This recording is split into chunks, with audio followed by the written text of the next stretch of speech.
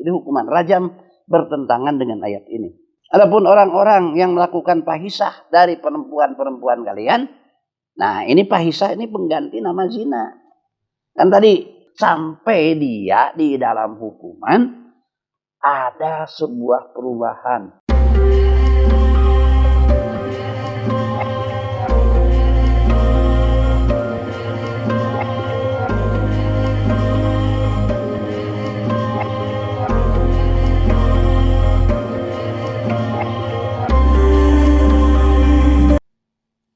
Assalamualaikum warahmatullahi wabarakatuh. Alhamdulillahilladzi 'allamal insan ma lam ya'lam. Asyhadu an la ilaha illallah wahdahu la syarikalah wa asyhadu anna Muhammadan abduhu wa rasuluh la nabiyya ba'dah. Saudara hadirin sekalian, kita panjatkan puji syukur kehadirat Ilahi Rabbi.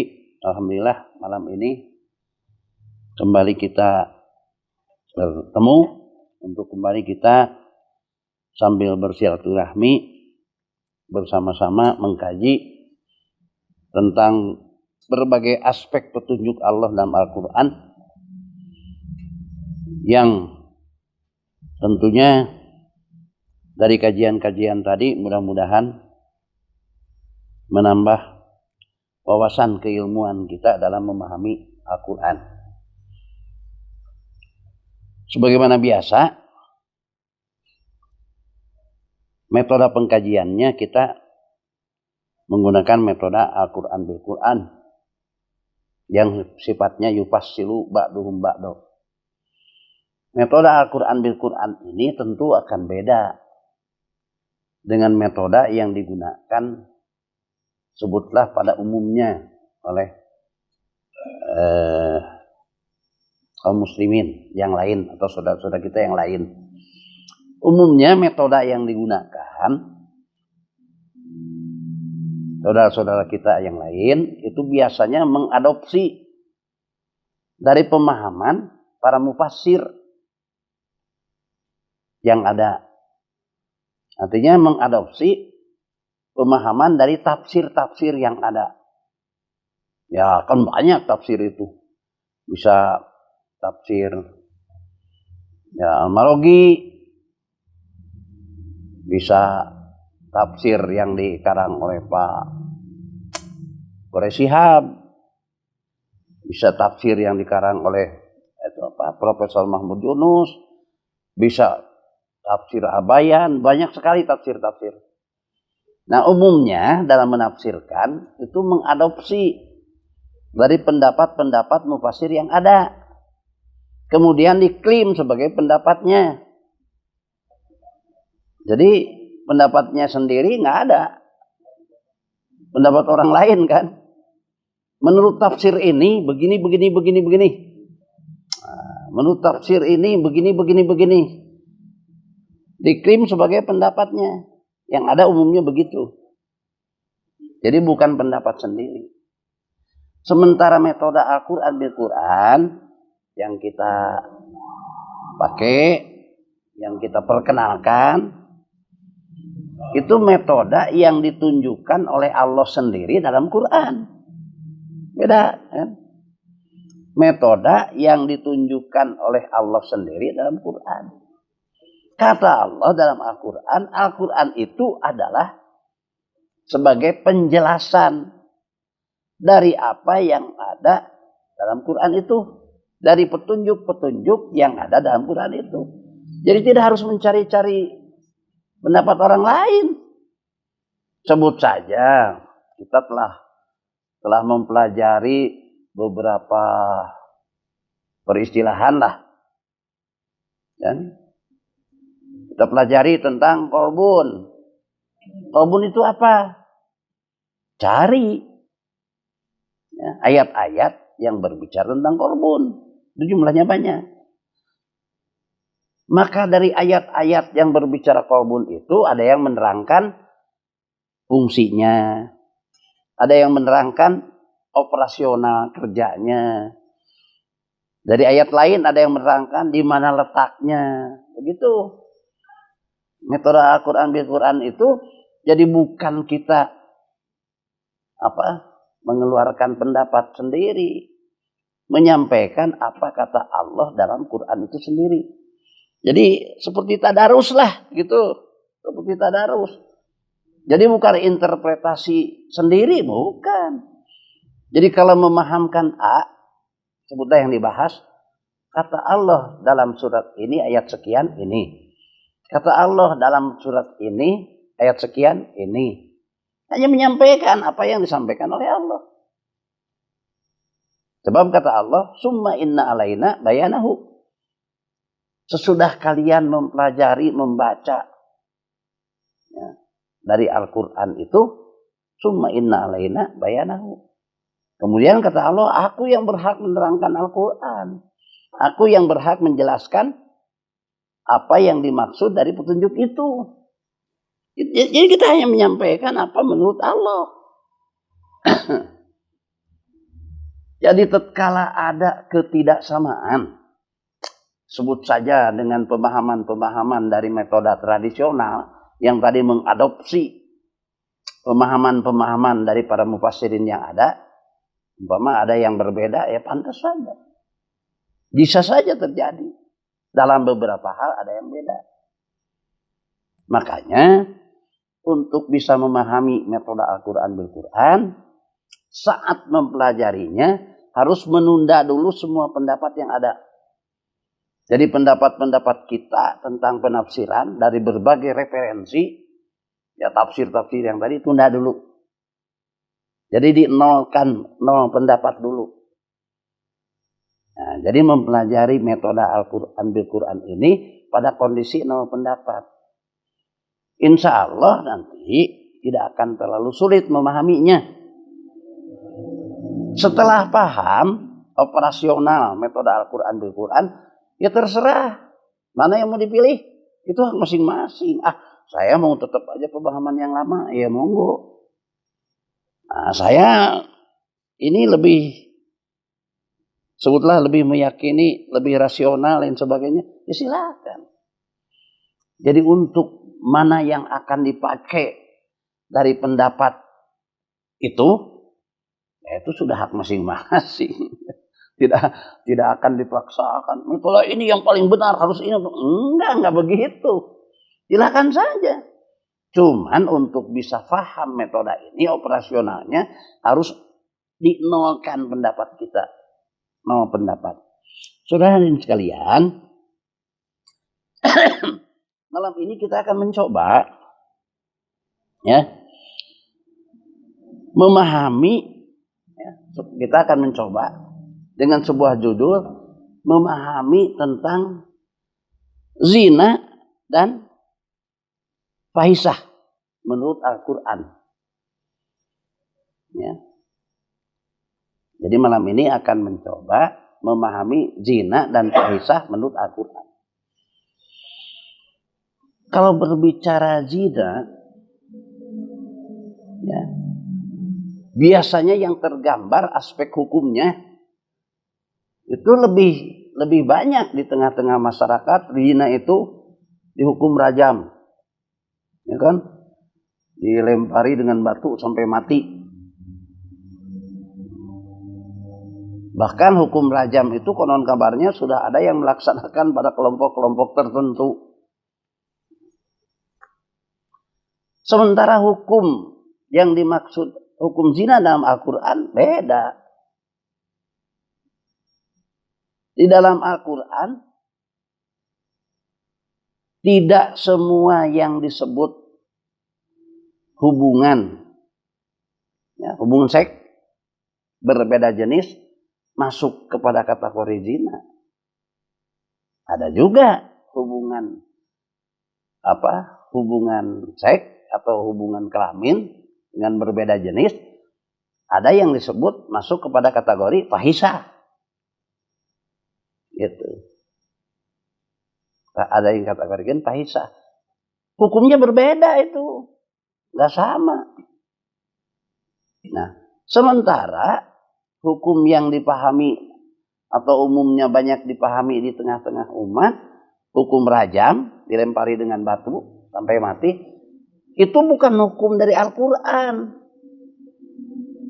Itu dari hadis yang diadopsi dari cerita-cerita Israiliyat zaman Nabi Musa. Bisa dilihat di Perjanjian Lama. Zaman Nabi Musa. Di zaman Nabi Musa ada sekelompok orang datang kepada beliau. Nabi Musa menghadap membelakangi mereka, minta dilaksanakan hukuman kepada orang yang berzina, hukuman rajam. Ceritanya begitu, cerita Israiliyat nih. Kata Nabi Musa, silahkan saja laksanakan, tapi oleh kalian yang belum pernah melaksanakan zina, melakukan zina. Selang kemudian dilihat orang pada kabur, semuanya udah nggak ada. Rupanya yang di belakang semuanya juga sudah berzina. Kira-kira begitu. Udah pada hilang aja. Nah akhirnya si yang dilaporkan berzina itu ya, dihukum. Caranya apa? Rajam dalam Quran bukan dilempari dengan batu. Rajam itu rojimun, diusir. Jadi diusirlah pasangan yang melakukan zina itu. Keluar kampung. Ya keluar kampung kalau di padang pasir kan bukan seperti dari Jakarta diusir ke Bandung. Lewat padang pasir keluar perkampungan itu penderitaan yang luar biasa. Diusirlah yang berzina itu oleh kelompok masyarakat di sana, tokoh-tokoh masyarakat di sana. Dengan ketetapan waktu. Kamu diusir 1 tahun, umpama begitu. Sebelum jatuh tempo, ceritanya ini cerita Israiliyatnya begini. Sebelum jatuh tempo, 1 tahun atau 2 tahun mungkin, mereka udah balik lagi. Ya namanya pergi ke kampung lain di padang pasir. Di sana tidak punya usaha segala macam, numpang mungkin. Mereka balik lagi. Belum waktunya nih balik lagi. Nah, oleh masyarakat di sana, kamu belum waktunya, kenapa udah balik lagi? Ya tentu beralasan itu dan ini, kesulitan hidup. Belum waktunya. Katakanlah masih sekian bulan. Mereka memaksa untuk kembali ke kampung. Dilempari lah sama batu. Maksudnya dilempari itu untuk mengusir. Nah, salah satu yang melempar itu, batu yang dilemparkan mungkin ada yang terkena ke badannya yang sensitif, kena kepala lah. Kena kepala gitulah. Akhirnya yang dilempari itu mati. Allahu alam, tidak ada cerita dua-duanya mati atau satu orang yang mati. Pokoknya ada yang mati. Karena dilempari batu untuk mengusir itu. Dari situlah bahwa rajam dipahami melempari orang berzina sampai mati. Itu cerita Israiliyat itu. Jadi waktu itu dilempari ada yang mati dengan batu bukan hukuman, pengusiran. Mengusir supaya belum balik lagi sebelum waktunya. Itu bukan bentuk hukum. Dan bentuk hukum. Kesininya dianggap sebagai hukum. Bahwa orang yang melaksanakan perzinahan itu dilempari dengan batu. Dirajam itu pemahamannya begitu. Padahal dalam Al-Quran bisa kita lihat. A'udzubillahi minasyaitonirrajim. Aku berlindung kepada Allah daripada godaan setan. Rojimun. Itu bukan dilempari dengan batu, yang diusir. Rojimun, diusir. Maka saudara hadirin sekalian, tatkala ya mungkin sudah ada yang baca hadisnya. Ada hadis yang menerangkan suatu ketika datang seorang perempuan ke Rasul. Hadisnya itu begitu. Datang seorang perempuan ke Rasul. Minta dirajam. Karena dia telah berzina. Nah ini bukti anaknya. Dalam hadis itu kalau nggak salah begitu. Minta dirajam. Maka hadis itu bertentangan dengan Al-Quran. Matanya bertentangan dengan Al-Quran. Bahkan hadis itu juga bertentangan dengan hadis yang lain. Ada hadis itu, coba dicari. Seorang perempuan datang kepada Rasul, meminta dihukumkan, dilaksanakan hukuman rajam kepada dirinya karena telah melakukan zina, dan ini bukti anaknya. Maka hadis itu bertentangan dengan Al-Quran. Bertentangan dengan Al-Quran, surat Al-Mumtahanah ayat 12. Nanti kita bahas. Termasuk bertentangan dengan hadis lain. Wa atbi sayyi'atal hasanata tamhuha wa khaliqin nas bi khuluqin hasanin. Hendaknya sesudah melakukan kejelekan kemudian bertobat, laksanakan kebaikan. Laksanakan sesudah melakukan kejelekan itu amal soleh. Tamhuha, maka akan menghapus dengan kejelekan itu, kesalahan itu. Wa khaliqin nas bi khuluqin hasanin. Hendaklah pergaulilah manusia dengan akhlak yang baik. Wah, hadis sahih itu. Hadis ini bertentangan dengan hadis lagi, apalagi dengan Quran. Coba orang dilempari dengan batu, mati, kapan tobatnya? Kapan tobatnya? Sementara yang namanya tobat harus diikuti dengan bentuk-bentuk amal baik, amal soleh. Kapan mau mengikuti, mau mau melaksanakan amal baik, amal solehnya, kan mati di rajam itu. Atau yang kedua, dalam Quran sendiri Allah itu semua dosa kalau kita mohon ampun, diampuni kecuali syirik. Innallaha la yaghfiru ayyushraka bihi wa yaghfiru ma dzuna dzalik. Allah itu tidak akan mengampuni kepada orang yang syirik, mensekutukan Dia. Jadi kalau mati belum bertobat, itu udah, ya istilahnya nggak diampuni. Sementara wa yaghfiru ma dzuna dzalik, selain itu asal taubatan nasuha, taubatnya yang benar, kemudian menyesal, tidak akan lagi mengulangi. Selanjutnya sesudah menyesal tidak mengulangi, diikuti dengan amal-amal soleh, amal-amal baik, maka insya Allah ya dosanya diampuni dalam bentuk apapun selain daripada mensekutukan Allah. Dosa yang paling berat itu mensekutukan Allah. Artinya kalau dia mati belum sempat bertobat, ya lain lagi kalau pernah menyekutukan Allah kemudian bertobat benar-benar tidak lagi akan mengulangi, itu lain. Kalau keburu ke bawah mati.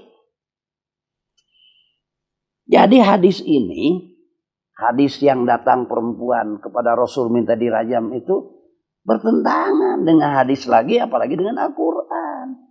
Jadi jelas hadis itu nggak bisa dijadikan landasan hukum.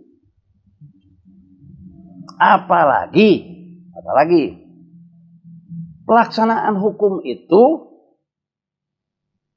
ya harus ada saksi 4 orang. Harus ada saksi. Benar, saya juga melihat dia tidak harus melihat waktu itunya, datangnya ke tempat. Harus ada saksi 4 orang. Kalau tidak ada saksi, tidak bisa dilaksanakan hukum. Itu hukum Islam. Kalau sekarang kan saksi bisa dibeli, bayar jadi saksi. Ayo nama, mana jadi saksi bisa. Kalau hukum Allah saksi 4 orang itu harus benar-benar saksi yang dapat dipercaya. Kalau tidak ada saksi, apa yang terjadi? Nggak dilaksanakan hukum. disuruh bertobat. Nanti ya diterangkan dalam ayat-ayat yang akan kita bahas. Nah, ini jadi langsung memperbincangkan mempermasalahkan tentang hukum. Perbedaan hukum dari hadis dengan perbedaan hukum dari Al-Qur'an. Jadi hukum zina dalam Quran dengan hadis beda. Kalau dilempari dengan batu dengan istilah rajam itu hadis itu. Nggak ada dalam Al-Quran. Ya kalau kita nanti sudah dibahas dalam Al-Quran yang melaksanakan hukuman rajam dilempari dengan batu itu bisa masuknya pembunuhan. Bukan hukum, pembunuhan. Ya landasannya itu hadis dari cerita Israiliyat, bukan dari Quran. Saudara sekalian,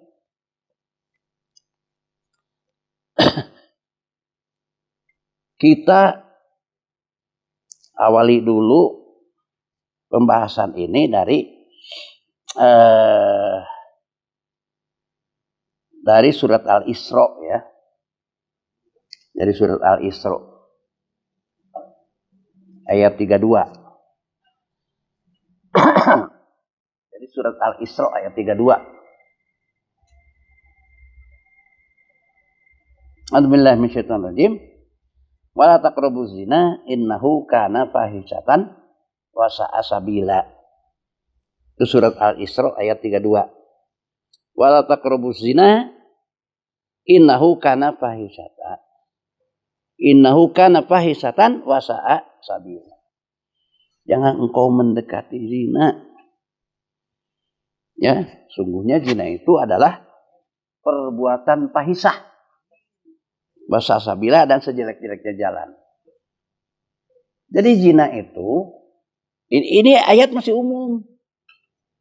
Masih umum. Zinanya dalam kasus apapun. Kan zina teh kalau di dalam fikih mah ada zina muhson, gairah muhson gitu kan. Di dalam Quran enggak ada pembagian zina begitu. Enggak ada dalam Quran. Jangan kau mendekati zina. Innahu kana fahisatan wa sabila. Karena zina itu merupakan perbuatan fahisyah. Nah, zina bentuk umum. Apakah zina yang dilaksanakan oleh orang yang belum berkeluarga?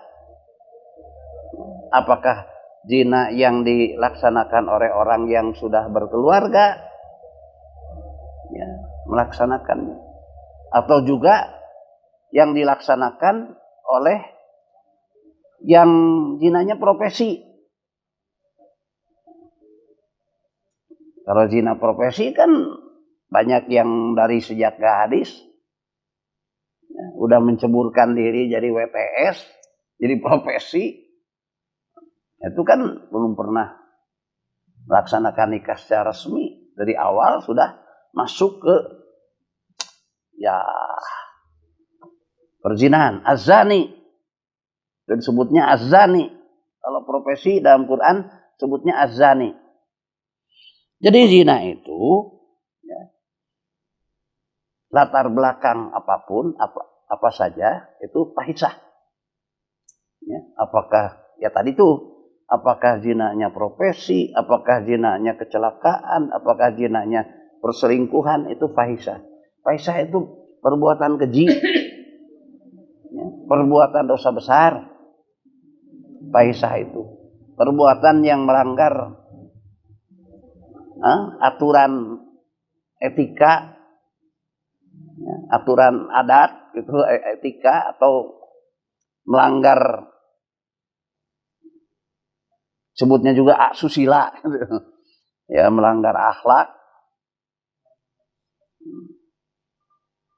melanggar norma-norma, fahisyah. Saudara sekalian, jadi zina itu masuk kepada fahisyah, perbuatan yang tercela. Nah, fahisyah itu tercela, dosa besar. Ya. melanggar aturan, melanggar ya adat. Saudara sekalian, kalau kita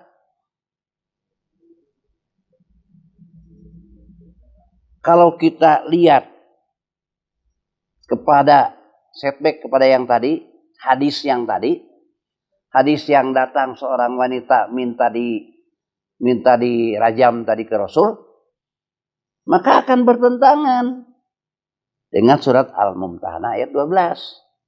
Nah, di surat Al-Mumtahanah ayat 12, ya, di surat Al-Mumtahanah ayat 12, Allah berfirman, A'udzubillahi minasyaitonir rajim, ya ayyuhan nabiyyu idza ja'akal mu'minat yubayyi'naka ala alla yusrikna billahi syai'a wala yasribna wala yaznina wala yaqtulna auladahunna wala ya'tina bibuhtanin yaftarinahu baina aydihinna wa arjulihinna wala ya'sinaka fi ma'rufin fabayyihunna wastaghfir lahunna innallaha ghafurur rahim. Pada surat ini sekelompok wanita datang kepada Rasul berbaiat. Ya. Sekelompok wanita datang kepada Rasul berbaiat. Di sini ya ayuhan nabiyyu, nabi, kira-kira idza ja'akal mu'minat, apabila datang kepada engkau ya, mukminat, orang-orang mukmin berbaiat untuk tidak musyrik kepada Allah, tidak akan menyekutukan Allah suatu pun, tidak akan mencuri, termasuk tidak akan berzina, tidak akan membunuh anak-anak. Zaman dahulu makan anak, kalau perempuan dibunuh, wa yaqtulna auladahunna, ya, kemudian wala yatina bibuhtanin yaftarinahu baina aidihinna. Kalau sini terjemahkannya tidak akan berbohong untuk datang ke kebun di antara dua kaki dan dua perempuan. Apa itu kebun di antara dua kaki dan dua tangan? Ya tidak akan melakukan perselingkuhan, perzinaan. Kata Allah, fabayyihunna, terima baiat itu, wastaghfir lahunna, mintakan ampun untuk mereka. Pada asalnya perempuan itu jahiliyah, masuk Islam. Wastaghfir lahunna, mintakan ampunan kepada mereka ya Rasul. Rasul memintakan ampun kepada Allah untuk mereka yang berbaiat, yang tadinya mungkin pernah melakukan tingkah laku yang tidak baik sebelum mereka masuk Islam. Nah sekarang tiba-tiba yang perempuan datang minta di rajam, saksi tidak ada, walaupun memperlihat anaknya. Itu kan Rasul malah kalau dalam ayat ini disuruh untuk bertobat. Dan pelaksanaan hukum itu harus ada saksi. Sementara kalau tidak ada saksi, disuruh bertobat.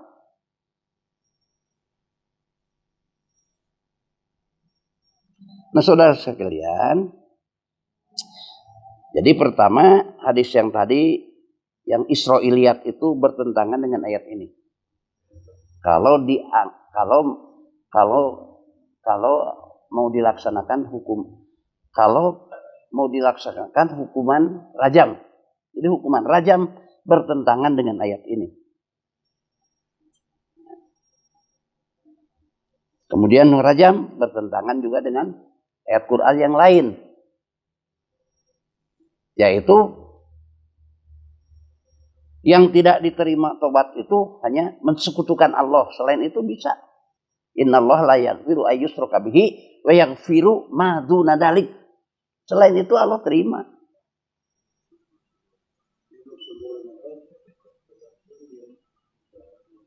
Nah, Saudara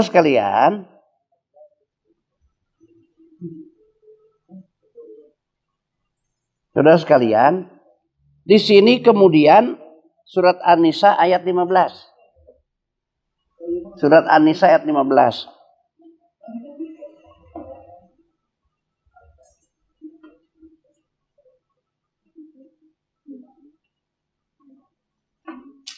Wallati a'udzubillahi minasyaitonir rajim wallati yatinal fahisata min nisaikum.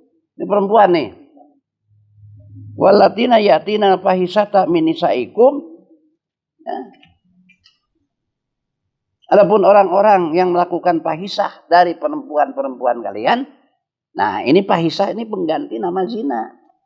Kan tadi wala taqrabuz zina innahu kana fahisatan wa sa'a sabila. Jangan engkau mendekati zina, zina itu adalah perbuatan fahisah. Nah, pada ayat ini sebutan hubungan kelamin antara laki-laki dan perempuan yang tidak sah di luar nikah tidak sebut zina, tapi fahisah. Cukup disebut fahisah. Walati yatina fahisata. Adapun orang-orang yang melakukan fahisah min nisaikum, ya, dari perempuan-perempuan kalian, ya berarti selingkuh berenang, selingkuh. Fastasidu alaihinna arba'ata minkum. Harus ada saksi 4 orang dari kalian. Fa in sahidu fa amsikuhunna fil buyuti hatta yatawaffahunna maut aw yaj'alallahu lahunna sabila. An-Nisa ayat 15. Coba lihat. An-Nisa ayat 15. Nah, ini. Wallati yatinal fahisata min nisaikum fastashhidu alaihinna arba'atan minkum fa in sahidu fa amsikuhunna fil buyuti hatta yatawaffahunna maut aw yaj'alallahu lahunna sabila. Jadi kalau ya perempuan-perempuan kalian melaksanakan atau melakukan perbuatan fahisah yaitu zina, kan tadi udah dikatakan zina itu perbuatan fahisah. Ini langsung tidak sebut zinanya tapi fahisahnya. Jadi kalau perempuan-perempuan kalian melaksanakan perbuatan fahisah, fastashhidu alaihinna arba'ata minkum. Hendaklah ada saksi 4 orang. Ini maksudnya untuk pelaksanaan hukum. Harus ada saksi 4 orang. Fa in sahidu, apabila ada saksi, famsikuhunna fil buyuti hatta yatawaffahunna maut aw yaj'alallahu lahunna sabila. Kalau ada saksi hukumannya ini hukuman hubungan kelamin.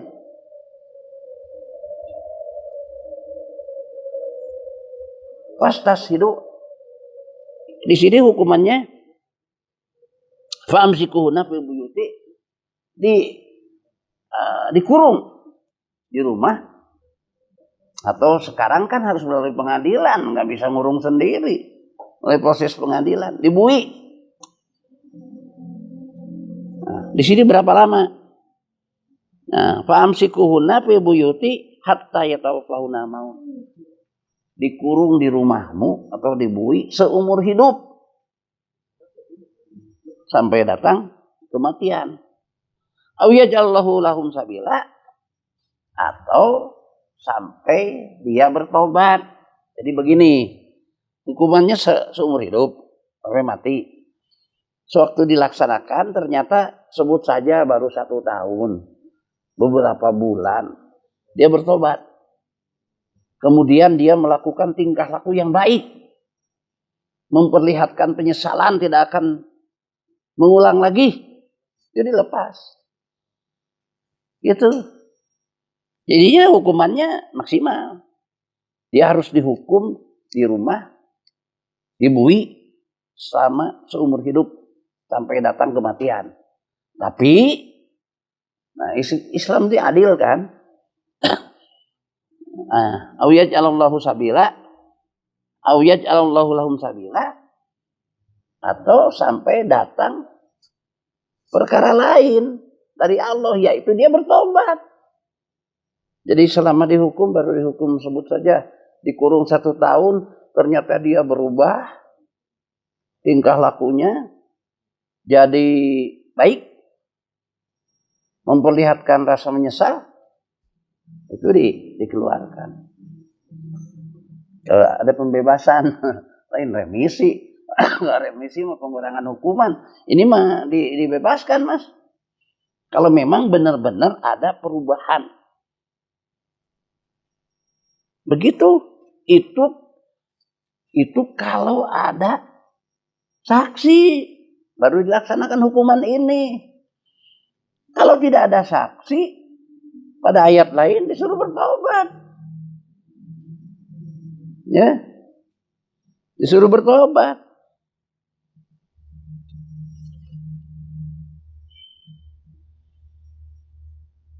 Saudara yang sekalian, kita lanjutkan. Nah,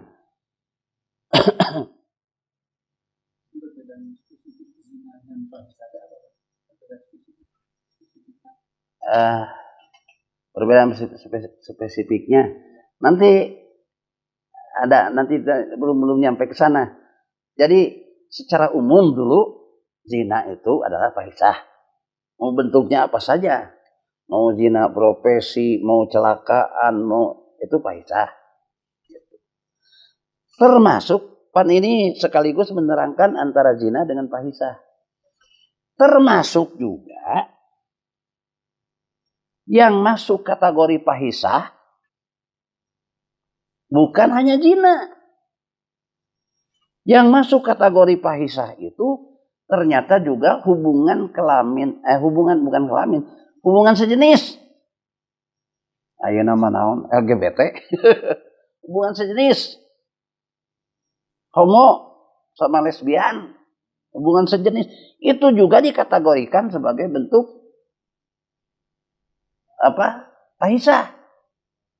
Perbuatan dosa besar dan perbuatan yang sangat keji, melanggar norma, melanggar tata krama, melanggar susila. Jadi fahisyah itu begitu tuh, fahisyah itu. Jadi yang termasuk fahisyah itu bukan hanya hubungan kelamin berbeda jenis di luar nikah, tapi juga yang termasuk fahisyah dalam Quran adalah hubungan sejenis. Kita buktikan di surat Al-A'raf ayat 80. Coba dilihat. Surat Al-A'raf ayat 80. Surat 7.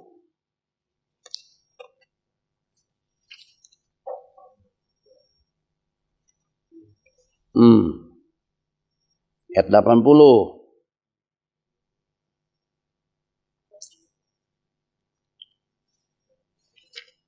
Terus kalian, surat Al-A'raf ayat 80. Nabi Lut berkata, Walutun idqala liqaumihi atatuna fahisata, ya, ma sabaqakum biha min ahadin minal alamin. Ini nih surat Al-A'raf. Walutun idqala liqaumihi atatuna fahisata, ma sabaqakum biha min ahadim minal alamin. Nabi Lut berkata kepada mereka, kaumnya yang kan zaman Nabi Lut mulainya ada homoseks itu. Kenapa kalian melaksanakan perbuatan fahisyah yang belum pernah terjadi sebelumnya di muka bumi ini? Jadi dimulainya ada homoseks itu, lesbian dari sejak zaman Nabi Lut. Kata Nabi Lut, sebelum ini belum pernah terjadi nukaran itu. Nah ini kok jadi ada penyimpangan. Kan waktu Nabi Lut disuruh Isra, berangkat menjelang subuh dari tempat itu ke tempat lain, karena tempat itu akan dihancurkan, istrinya pun tidak boleh dibawa. Berarti istrinya pun juga termasuk yang melakukan fahisha. Jadi sebutannya fahisha. Tadi yang zina itu juga fahisha. Artinya fahisha itu perbuatan keji, dosa besar. Nah, ternyata di ayat lain juga surat Al-Ankabut ayat 28.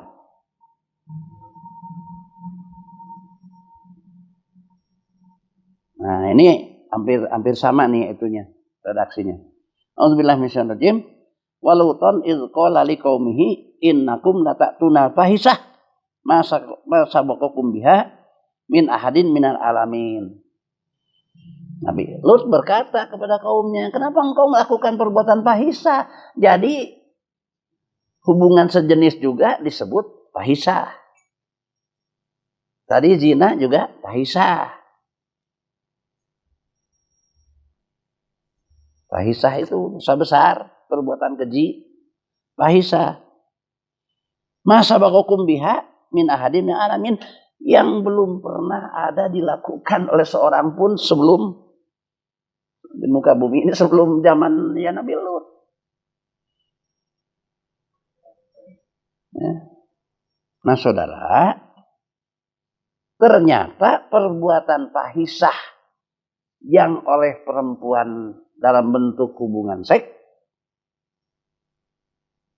berbeda jenis, dan fahisah yang dilaksanakan sejenis hukumannya sama, yaitu dikurung seumur hidup sampai dia bertobat. Itu dikurung seumur hidup sampai dia bertobat.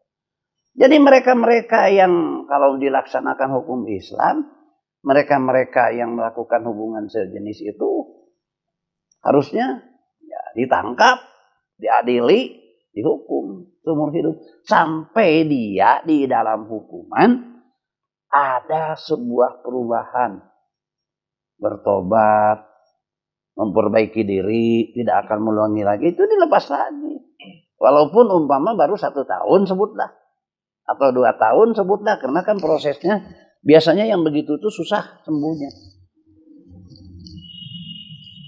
Nah, jadi hukumannya yang melaksanakan fahisah itu ialah dihukum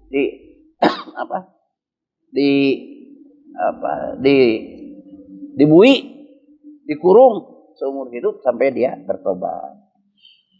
Selanjutnya saudara-saudara sekalian, nah ini termasuk ini fahisah. Jadi fahisah ini hubungan kelamin, ada yang sejenis, ada yang berbeda jenis, termasuk yang terjadi antara Yusuf dengan Juleho. Silahkan dilihat surat Yusuf ayat 24.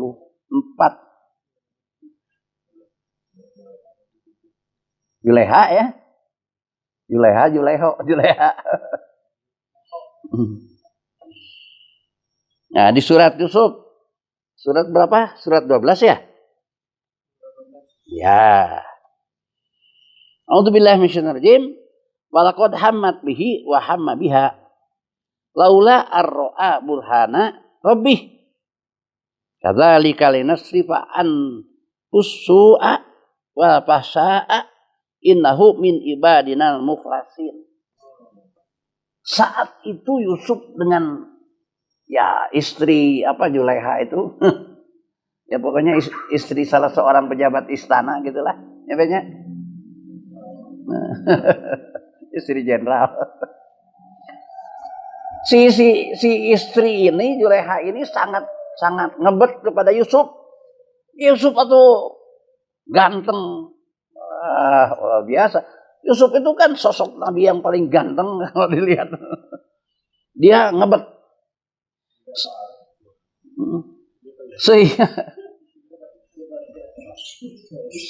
Sehingga di dalam Al-Quran